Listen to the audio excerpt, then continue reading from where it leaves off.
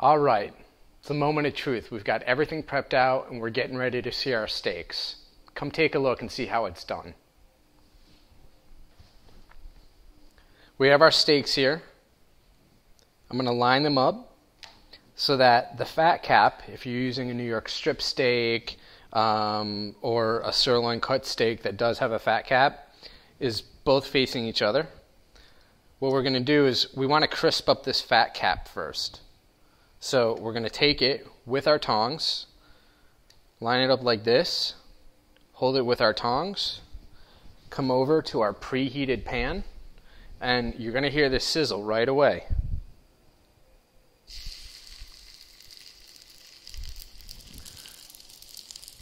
If they stand up by themselves, that's fine. Otherwise, you have your tongs here to keep them in place.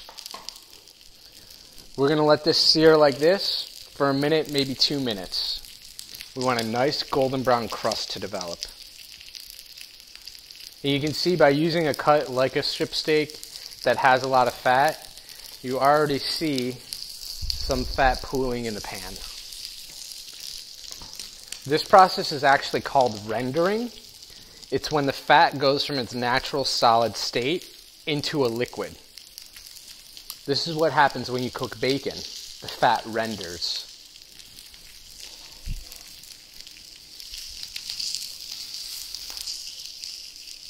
You really don't want to move the food around so much when you're searing. That's integral to the crust developing.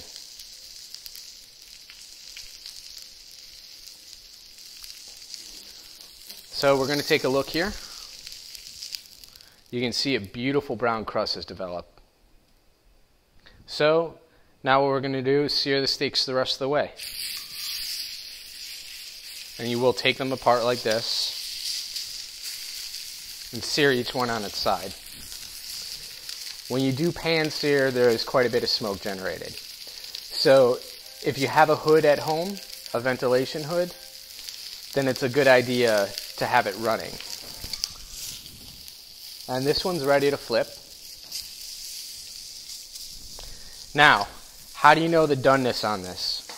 If you look at your hand, this part of your hand, and pinch here, here, and here, you have the 3 grades of doneness. Down here towards your wrist is going to be how the meat would feel if you poked it, if it was well done.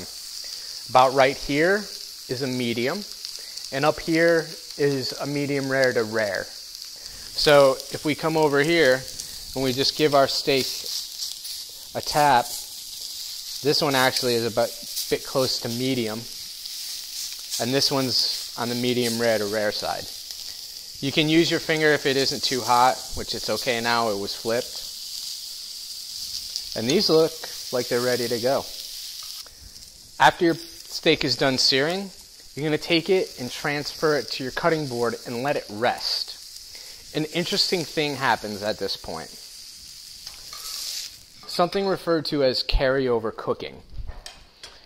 As you can kind of feel, this steak is still really hot. So what's going to happen is the residual heat from here is going to continue moving towards the center of the meat and cooking it. This can rise as much as 5 to 7 degrees in the 5 to 10 minutes following the cooking. So always slightly undercook the steak to the doneness you like, and then when you rest it, it'll carry over and finish cooking. This smells so good.